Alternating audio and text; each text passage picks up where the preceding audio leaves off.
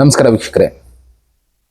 ಕಲ್ಕಿ ಯಾವಾಗ ಬರ್ತಾರೆ ಭೂಮಿ ಮೇಲೆ ಅಂತ ಎಷ್ಟೋ ಪ್ರಶ್ನೆಗಳು ಹುಟ್ಟಿದೆ. ಕಲ್ಕಿ ಯಾವುದೋ ಒಂದು ಮನುಷ್ಯರ ರೂಪದಲ್ಲೇ ಭೂಮಿ ಮೇಲೆ ಬಂದಿರ್ತಾರೆ, ಆಲ್ರೆಡಿ ಬದುಕಿರ್ತಾರೆ.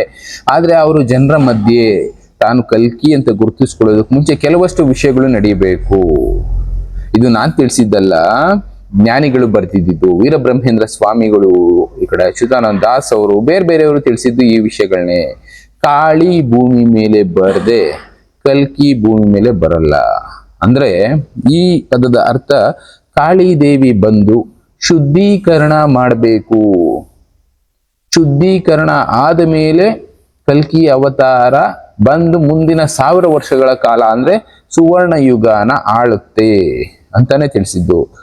ಇದು ನಾನು ಓದುತ್ತಾ ತಿಳ್ಕೊಂಡಿರೋದು. ಈ ತರದ ಎಷ್ಟೆಷ್ಟೋ ವಿಷಯಗಳಿದೆ. ನಾನು ರೀಸೆಂಟ್ ಆಗಿ ನಿಮ್ಗೆ ತಿಳಿಸ್ತಾ ಇದ್ದೆ, ಬಬಲಾದಿ ಚಿಕ್ಕಪ್ಪ ಅವರ ಕಾಲಜ್ಞಾನದಲ್ಲೂ ಅಂತದ್ದೇ ಬರೆದಿದ್ದು. ನಾನು ತಿಳಿಸ್ತಾ ಇರೋದು ಇಲ್ಲಿರುವಂತ ವಿಷಯಗಳನ್ನ ಯಾವುದು ಕೂಡ ಹುಟ್ಟಾಕುವಂಥದ್ದಲ್ಲ, ಇರುವಂತದ್ದನ್ನ ಓದಿ ನಿಮಗೆ ತಿಳಿಸೋ ಕೆಲಸನೂ ಮಾಡಿದ್ದೆ. ಇದು ಬಬಲಾದಿ ಚಿಕ್ಕಪ್ಪ ಅವ್ರ ಕಾಲಜ್ಞಾನದಲ್ಲೂ ಇದೆ. ಇನ್ನ ಬೇರೆದ್ರಲ್ಲಿ ಹೇಳೋದಾದ್ರೆ ನಾನು ಮೊದಲೇ ಹೇಳಿದಾಗೆ ವೀರಬ್ರಹ್ಮೇಂದ್ರ ಸ್ವಾಮಿಗಳ ಕಾಲಜ್ಞಾನದಲ್ಲೂ ಇದೆ.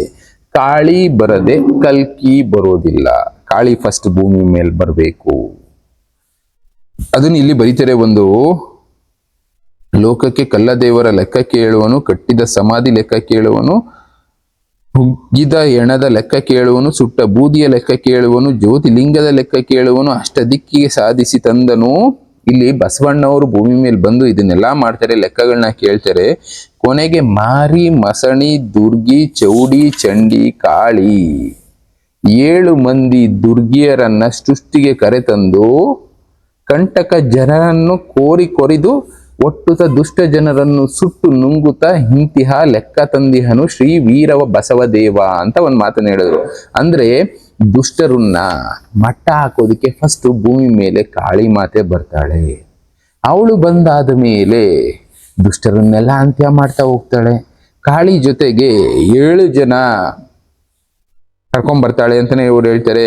ಮಾರಿ, ಮಸಣಿ, ದುರ್ಗಿ, ಚೌಡಿ, ಚಂಡಿ ಇವರೆಲ್ಲರೂ ಭೂಮಿ ಮೇಲೆ ಬಂದು ನೆಲೆಸ್ತಾರೆ. ದುಷ್ಟರನ್ನ ಅಂತ್ಯ ಮಾಡ್ತಾ ಹೋಗ್ತಾರೆ. ಮಹಾಯುದ್ಧಗಳು ಸಂಭವಿಸ್ಬೋದು, ಇಲ್ಲ ಕಾಯಿಲೆಗಳು ಬರ್ಬೋದು. ಅದಕ್ಕೆ ಸಮಯ ಇನ್ನ ಬಂದಿಲ್ಲ. ಕಾರಣ ಹೇಳೋದಾದ್ರೆ, ನಾನು ಎಷ್ಟೋ ವಿಷಯಗಳನ್ನ ಸ್ಟಡಿ ಮಾಡ್ತಾ ಇರ್ತೀವಿ, ಕೆಲಸ ಮಾಡ್ತಾ ಇರ್ತೀವಿ ಅದ್ರ ಬಗ್ಗೆನೆ. ಅದರಲ್ಲೂ ಕಾಲಜ್ಞಾನದ ಬಗ್ಗೆ ಜಾಸ್ತಿನೇ ಸ್ಟಡಿ ಮಾಡ್ತಾ ಇದ್ದೀವಿ ಅನ್ಕೊಳ್ತೀನಿ. ನಾ ಬೇರೆಯವ್ರು ತುಂಬಾ ವಿಷಯ ತಿಳ್ಕೊಂಡಿರ್ಬೋದು, ಮರಕ್ಕಿಂತ ಮರ ದುಡ್ದಿರುತ್ತೆ. ಆದ್ರೆ ನಮಗ್ ಗೊತ್ತಿರೋದು ಒಂದು ಸಾಸಿವೆ ಕಾಳಷ್ಟು. ತಿಳ್ಕೊಂಡಿರೋದನ್ನ ಜನಕ್ಕೆ ತಿಳಿಸೋ ಕೆಲಸ ಮಾಡ್ತೀವಿ. ಆದ್ರೆ ಅಲ್ಲಿ ಕಾಳಿ ಬರದೆ ಕಲ್ಕಿ ಬರಲ್ಲ ಅಂತ ಒಬ್ರ ಜೊತೆ ನಾನು ಡಿಸ್ಕಸ್ ಮಾಡುವಾಗ ಗೊತ್ತಾದಂತ ವಿಷಯಗಳು. ಕಾಳಿ ಭೂಮಿಗೆ ಬರೋದಕ್ಕೆ ಸಮಯ ಕಾಯ್ತಾ ಇದ್ದಾಳೆ. ಇನ್ನ ಒಂದು ಪ್ರೋಗ್ರಾಮ್ ಅಲ್ಲಿ ನಾನು ತಿಳಿಸಿದೀನಿ, ಯುಗಾಂತ್ಯದ ಕಾಲ ಸಮೀಪ ಇದೆ. ಯಾಕೆ ಅಂದ್ರೆ ಜನಸಂಖ್ಯೆ ಮಿತಿಮೀರಿ ಹೋಗಿದೆ, ದುಷ್ಟತನ ಜಾಸ್ತಿ ಆಗಿದೆ. ಅಧರ್ಮದ ಹಾದಿನಲ್ಲಿ ಸುಮಾರು 750 ಕೋಟಿಗೂ ಜಾಸ್ತಿ ಜನ ಅಧರ್ಮದ ಹಾದಿನಲ್ಲಿದ್ದಾರೆ. ಅಂತವ್ರನ್ನ ಅಂತ್ಯ ಮಾಡೋದಿಕ್ಕೆ ಫಸ್ಟ್ ಕಾಳಿ ಭೂಮಿಗೆ ಬರಬೇಕು. ಇದಕ್ಕೆ ಕಾಳಿನ ಕರೀಬೇಕು. ಜನ ಕರೆದ್ರೆ ಬರ್ತಾಳೆ ತಾಯಿ ಅಂತ ಹೇಳ್ತಾರೆ. ಯಾವ ರೂಪದಲ್ಲಿ ಬರ್ತಾಳೋ ಹೇಳೋದಕ್ಕಾಗೋದಿಲ್ಲ. ಒಟ್ನಲ್ಲಿ ಕಾಳಿ ಅಂಶ ಅನ್ನೋದು ಭೂಮಿಗೆ ಬರಬೇಕು. ಅದನ್ನ ಬರೋದಿಕ್ಕೆ ಕೆಲವಷ್ಟು ಧರ್ಮಗಳು ತಡೀತಾ ಇದ್ದಾವೆ. ಇನ್ನು ಕೆಲವಷ್ಟು ನೆಗೆಟಿವ್ ಶಕ್ತಿಗಳು ಭೂಮಿಗೆ ಬರದೇ ಇರೋ ಹಾಗೆ ಸದ್ಯಕ್ಕೆ ತಡೆದು ನಿಲ್ಲಿಸಿದೆ ಅಂತಾನೆ ಹೇಳ್ತಾರೆ. ಅದು ಕಲಿ ಪ್ರಭಾವ ಅನ್ಬೋದು, ಇನ್ನೊಂದು ಪ್ರಭಾವ ಅನ್ಬೋದು. ಯಾವಾಗ ಕಾಳಿ ಭೂಮಿಗೆ ಬರ್ತಾಳೆ ಅಲ್ಲಿಂದ 7-8 ವರ್ಷಗಳಲ್ಲಿ ಭೂಮಿನ ಶುದ್ಧೀಕರಣ ಮಾಡ್ತಾಳೆ. ಭೂಮಿ ಶುದ್ಧೀಕರಣ ಆದ ಮೇಲೆ ಕಲ್ಕಿ ಜನರ ಮಧ್ಯೆ ಬರ್ತಾರೆ ಅಂತಾನೆ ನಾನಲ್ಲ, ಜ್ಞಾನಿಗಳು ಬರೆದಿರೋ ಬುಕ್ ಅಲ್ಲಿರುವಂತ ವಿಷಯಗಳು. ಇದು ವೀರಬ್ರಹ್ಮೇಂದ್ರ ಸ್ವಾಮಿಗಳು ಅದೇ ಹೇಳಿದ್ದು. 2034 ಅಂತ ನಾವು ಟ್ರಾನ್ಸ್ಲೇಷನ್ ಅವರು ಮಾಡಿದರೆ, ಆ ಟ್ರಾನ್ಸ್ಲೇಷನ್ ಇಟ್ಕೊಂಡು ನಿಮ್ ಮುಂದೆ ಹೇಳಿರ್ತೀವಿ. ಆದ್ರೂ ಕೂಡ ಒಂದು ಸಮಯ ಸಂದರ್ಭ ಅನ್ನೋದಿರುತ್ತೆ. ಇಯರ್ಗಳು ವೇರಿಯೇಷನ್ ಇರ್ಬೋದು. ಅದನ್ನೇ ನಾನು ತುಂಬಾ ಪ್ರೋಗ್ರಾಮ್ಗಳಲ್ಲಿ ಹೇಳಿದ್ದೀನಿ. ಸಂವತ್ಸರಗಳು ವೇರಿಯೇಷನ್ ಇರೋದ್ರಿಂದ ಇದೇ ಆ ಇಯರ್ ಅಂತ ಹೇಳೋದಕ್ಕಾಗೋದಿಲ್ಲ. ಬಟ್ ಆದ್ರೆ ಒಂದು ಸಂಗತಿ ನಡೆದ ಆದ ಮೇಲೆ ಈ ಸಂಗತಿ ನಡೆಯುತ್ತೆ ಅಂತ ಮಾತ್ರ ಅವ್ರು ಬರ್ದಿದ್ರು. ಈ ಸಂವತ್ಸರದಲ್ಲಿ ಆಕಾಶದಲ್ಲಿ ಒಂದು ನಕ್ಷತ್ರ ಕಾಣಿಸ್ಕೊಳ್ಳುತ್ತೆ, ಆಕಾಶದಲ್ಲಿ ಒಂದು ಧೂಮಕೇತು ಕಾಣಿಸ್ಕೊಳ್ಳುತ್ತೆ, ಅದಾದ ಮೇಲೆ ಇಂಥ ಒಂದು ಅನಾಹುತ ಸಂಭವಿಸುತ್ತೆ ಅಂತ ಬರೆದಿದ್ರು. ಅದಾದ ಮೇಲೆ ಮಹಾಯುದ್ಧ ನಡೆಯುತ್ತೆ, ಮಹಾಯುದ್ಧದಲ್ಲಿ ಇಷ್ಟು ಜನ ಸಾಯ್ತಾರೆ. ಅದಾದ ಮೇಲೆ ಭೀಕರ ಕಾಯಿಲೆಗಳು ಬರುತ್ತೆ, ಭೀಕರ ಕಾಯಿಲೆಗಳಿಂದ ಜನ ಸಾಯ್ತಾರೆ. ಒಟ್ಟಿನಲ್ಲಿ ಇದೆಲ್ಲ ನಡಿಬೇಕು ಅಂದ್ರೆ ಕಾಳಿ ಮಾತೆ ಭೂಮಿ ಮೇಲೆ ಬರಬೇಕು. ಕಾಳಿ ಮಾತೆಗೋಸ್ಕರ ರೀಸೆಂಟ್ ಆಗಿ ನಾನು 2 ವರ್ಷದಲ್ಲಿ ಒಂದು ಡೇಟಾ ಅನಾಲಿಸಿಸ್ ಮಾಡಿದಾಗ 2 ವರ್ಷದಲ್ಲಿ ನಮ್ಮ ಭಾರತದಲ್ಲೇ ಸುಮಾರು 100ಕ್ಕೂ ಅಧಿಕ ದೇವಸ್ಥಾನಗಳನ್ನ ಕಟ್ಟಿದ್ದಾರೆ. ಯಾಕೆ ಅಲ್ಲೆಲ್ಲೂ ಬಂದಿಲ್ವಾ? ಬಂದಿರ್ಬೋದು, ಬಂದಿಲ್ದೇನೂ ಇರ್ಬೋದು. ಬಂದಿದ್ರೆ ಕಾಳಿಯ ರುದ್ರ ತಾಂಡವ ಶುರುವಾಗಿರೋದು. ಸದ್ಯಕ್ಕೆ ಇನ್ನೂ ಯಾವುದು ಶುರುವಾಗಿರುವ ಕಾಣ್ತಾ ಇಲ್ಲ. ಇನ್ನ ಕೆಲವಷ್ಟು ಕಡೆ ಕಟ್ತಾ ಇದ್ದಾರೆ.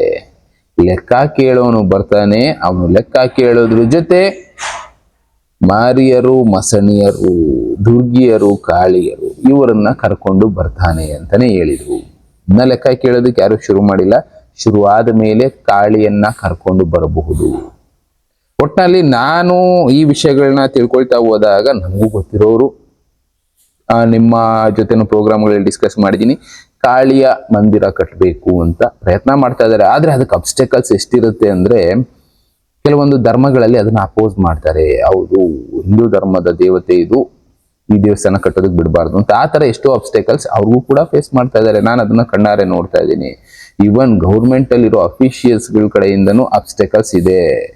ಅಲ್ಲಿ ಯಾವುದೋ ಒಂದು ಬೇರೆ ಧರ್ಮದವ್ರು ಇದ್ದಾರೆ ಅನ್ಕೊಳ್ಳಿ, ಅವ್ರೇನ್ ಮಾಡ್ತಾರೆ, ಇಲ್ಲದೆ ಇರೋ ಕಾರಣಗಳನ್ನ ಕೊಟ್ಟು ಯಾವುದೋ ಒಂದು ಕಾರಣ, ಅದೇ ಅವ್ರಿಗೆ ಒಂದು ದೇವಸ್ಥಾನ ಕಟ್ಟಬೇಕು ಅಂದ್ರೆ ಎಲ್ಲಾ ಕಾರಣಗಳು ಬೂದಿ ಆಗೋಗುತ್ತೆ, ಮಣ್ಣಲ್ಲಿ ಮುಚ್ಚಾಕಿ ಕಟ್ಬಿಡ್ತಾರೆ. ಅದೇ ಇಲ್ಲಿ ಹಿಂದೂ ಧರ್ಮದ ದೇವಸ್ಥಾನ ಕಟ್ಟಬೇಕು ಅಂದ್ರೆ ಒಂದು ಸಣ್ಣ ಕಾರಣ ಹುಡುಕ್ತಾರೆ.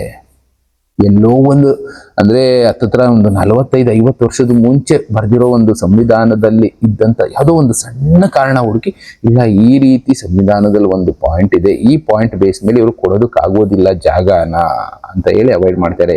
ಇಲ್ಲಿ ದೇವಸ್ಥಾನ ಕಟ್ಟೋದಕ್ಕೆ ಪರ್ಮಿಷನ್ ಕೊಡೋದಿಲ್ಲ ಅಂತ ಅವಾಯ್ಡ್ ಮಾಡ್ತಾರೆ. ಈ ತರದ ಸನ್ನಿವೇಶಗಳು ಎಷ್ಟು ಕಣ್ಣಾರೆ ನೋಡ್ತಾ ಇದ್ದೀನಿ. ಒಟ್ಟಿನಲ್ಲಿ ಇದೆಲ್ಲ ಕೂಡ ಸ್ವಲ್ಪ ವೇಟಿಂಗ್ ಪೀರಿಯಡ್ ಅಂತಾನೆ ಅನ್ಕೋಬೇಕು. ಅದಕ್ಕೆ ಹೇಳಿದ್ದು, ನಾನು ಕೆಲವಷ್ಟು ದೇವಸ್ಥಾನಗಳ ಕೆಲಸಗಳಲ್ಲಿ ಇನ್ವಾಲ್ವ್ ಆಗಿದ್ರಿಂದ ಇಂಥ ವಿಷಯಗಳು ನಮಗೂ ಅರ್ಥ ಆಗುತ್ತೆ. ಬಟ್ ಇದು ಮಾತ್ರ ಸತ್ಯ. ಇದು ಬಬಲಾದಿ ಚಿಕ್ಕಪ್ಪ ಅವರ ಕಾಲಜ್ಞಾನದಲ್ಲೂ ಬರ್ದಿದ್ದು, ಇನ್ನು ವೀರಬ್ರಹ್ಮೇಂದ್ರ ಸ್ವಾಮಿಗಳ ಕಾಲಜ್ಞಾನದಲ್ಲೂ ಬರ್ದಿದ್ದು, ಕಾಳಿ ಬಂದು ಶುದ್ಧೀಕರಣ ಮಾಡದೆ ಕಲ್ಕಿ ಭಗವಂತ ಭೂಮಿ ಮೇಲೆ ಬರಲ್ಲ. ಶುದ್ಧೀಕರಣ ಆದ ಮೇಲೆ ಭಗವಂತ ಭೂಮಿ ಮೇಲೆ ಬರ್ತಾನೆ. ಇನ್ನ ಶುದ್ಧೀಕರಣದ ಸಮಯ ಶುರು ಆಗಿಲ್ಲ, ಅದಕ್ಕೋಸ್ಕರ ಇನ್ನ ಸ್ವಲ್ಪ ವರ್ಷಗಳು ಲೇಟ್ ಆಗ್ಬೋದು. ಬಟ್ ಶುದ್ಧೀಕರಣ ಸಮಯ ಶುರು ಆಯ್ತು ಅಂದ್ರೆ ಅಂತ್ಯ ಫಿಕ್ಸ್ ಅನ್ನೋದು ಮಾತ್ರ ಗ್ಯಾರಂಟಿ. ಇದು ಅಂತಾನೆ ಅಲ್ಲ, ಇನ್ನೊಂದು ಪ್ರೋಗ್ರಾಮ್ ಕೂಡ ಮಾಡಿದ್ದೆ, ಯಾವುದು ಯೇಸು ಭಗವಂತನ ಭೂಮಿ ಮೇಲೆ ಕರ್ಸೋದಿಕ್ಕೆ ಅಂತ 3ನೇ ದೇವಸ್ಥಾನ ಕಟ್ಟೋದಿಕ್ಕೆ ಇಸ್ರೇಲ್ ಅಲ್ಲಿ ಎಷ್ಟೆಷ್ಟೋ ಪ್ರಯತ್ನ ಮಾಡ್ತಾ ಇದ್ದಾರೆ. ಈಗಲೂ ಅದಿನ್ನ ಸಾಧ್ಯ ಆಗಿಲ್ಲ. ಕಾರಣ ಅಲ್ಲೂ ಕೂಡ ಅನ್ಯ ಧರ್ಮದ ಯಾವುದೋ ಒಂದು ಧರ್ಮ ಬಿಡಿ ಅಪೋಸ್ ಅನ್ನೋದು ಜಾಸ್ತಿ ಇದೆ. ಅದಕ್ಕೋಸ್ಕರನೇ ಇಸ್ರೇಲ್ ಅಲ್ಲಿ ಇವತ್ತು ಕೂಡ 3rd ಟೆಂಪಲ್ ಕನ್ಸ್ಟ್ರಕ್ಷನ್ಗೆ ಶುರು ಮಾಡೋದಕ್ಕೆ ಆಗ್ತಾ ಇಲ್ಲ. ಅವರು ಶುರು ಮಾಡಿದ್ದಿನ ಅವ್ರು ಶುದ್ಧೀಕರಣ ಮಾಡೋದಕ್ಕೆ ಏನೇನ್ ಬೇಕು ಎಲ್ಲ ಮಾಡಿಟ್ಕೊಂಡ್ಬಿಟ್ಟಿದ್ದಾರೆ ಆಲ್ರೆಡಿ. ಆದ್ರೆ ಅವರು ಕೂಡ ದೇವಸ್ಥಾನ ಕಟ್ಟೋದಕ್ಕೆ ಆಗ್ತಾ ಇಲ್ಲ. ಅವರು ದೇವಸ್ಥಾನ ಕಟ್ಟೋದಕ್ಕೆ ಶುರು ಮಾಡಿದ್ರೆ 7 ವರ್ಷಗಳಲ್ಲಿ ಶುದ್ಧೀಕರಣ, ಪ್ರಪಂಚದ ಪೂರ್ತಿ ಶುದ್ಧೀಕರಣ ಆಗುತ್ತೆ ಅಂತ ಹೇಳ್ತಾರೆ. ಅವ್ರು ಹೇಳ್ತಾ ಇರೋ ಹಿಸ್ಟ್ರಿ, ನಾವು ಓದ್ತಾ ಇರೋ ಈ ಕಥೆಗಳು ಎಲ್ಲ ಕೂಡ ಒಂದಕ್ಕೊಂದು ಕೋಇನ್ಸೈಡ್ ಆಗ್ತಾ ಇದೆ. ಓವರ್ ಆಲ್ ಆಗಿ ಒಂದೇ ಅರ್ಥ ಮಾಡ್ಕೋಬೇಕಾಗಿರೋದು, ಭೂಮಿಯ ಶುದ್ಧೀಕರಣ ಆದ್ಮೇಲೆ ಭಗವಂತ ಬಂದು ಸುವರ್ಣ ಯುಗವಾಗಿ ಇದನ್ನ ಬದಲಾಯಿಸ್ತಾನೆ. ಶುದ್ಧೀಕರಣ ಅಂದ್ರೆ ಏನು? ದುಷ್ಟತನನ ಎಂಡ್ ಮಾಡ್ಬೇಕು, ಅಧರ್ಮನ ಎಂಡ್ ಮಾಡ್ಬೇಕು. ಆ ರೀತಿ ಹೋಗೋದಾದ್ರೆ ಭೂಮಿ ಮೇಲೆ ಸುಮಾರು 750 ಕೋಟಿ ಜನಸಂಖ್ಯೆ ಏನಿದೆ ಇದರ ಅಂತ್ಯ ಆಗ್ಬೇಕು. ಅದಕ್ಕಿನ್ನ ಸ್ವಲ್ಪ ಸಮಯ ಇದೆ. ಒಟ್ನಲ್ಲಿ ಕಾಳಿ ದೇವಸ್ಥಾನಗಳು ಏನೋ ಕಟ್ತಾ ಇದ್ದಾರೆ, ಆದ್ರೆ ಅಲ್ಲಿ ಕಾಳಿಯ ಆವಾಹನೆ ಆಗಿಲ್ಲ. ಇನ್ನ ಕಾಳಿ ಅಲ್ಲಿ ಬಂದು ನೆಲೆಸಿಲ್ಲ ಅನ್ನೋದು ಮಾತ್ರ ಸತ್ಯ. ನಾನು ಗೊತ್ತಿರೋರು ಕೂಡ ಒಂದು ದೇವಸ್ಥಾನ ಕಟ್ತಾ ಇದ್ದಾರೆ.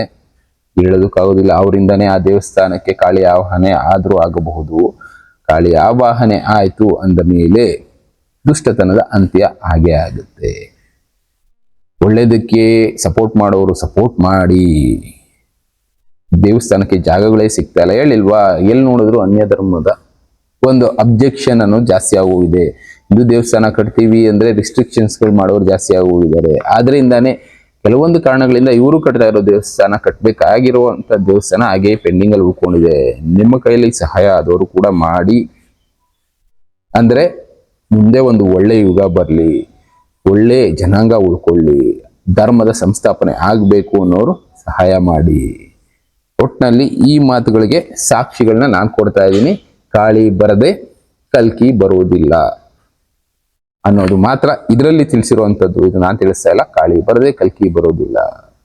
ಕಾಳಿ ಬಂದ ಮೇಲೆ, ಶುದ್ಧೀಕರಣ ಮಾಡಿದ್ಮೇಲೆ ಕಲ್ಕಿ ಭಗವಂತ ಬರ್ತಾನೆ ಅನ್ನೋದು ಇವ್ರು ಬರ್ದಿದ್ದು, ಅವ್ರು ಬರ್ದಿದ್ದು ಆಮೇಲೆ ಇದಕ್ಕೆಲ್ಲ ಪ್ರೂಫ್ಗಳನ್ನ ಕೊಟ್ಟು ತಿಳಿಸೋ ಕೆಲಸ ನಂದು. ಏನು ಉಳಿದಿದ್ದು ನಿಮಗೆ ಬಿಟ್ಟಿದ್ದು. ಇನ್ನ ಈ ಥರದ ಎಷ್ಟೋ ವಿಷಯಗಳಿದ್ದಾವೆ ತಿಳ್ಕೊಬೇಕಾದ್ರೆ ತಿಳಿಸ್ತಾ ಇರ್ತೀನಿ. Thank you. ಮತ್ತೆ ಸಿಗ್ತೀನಿ. Good by.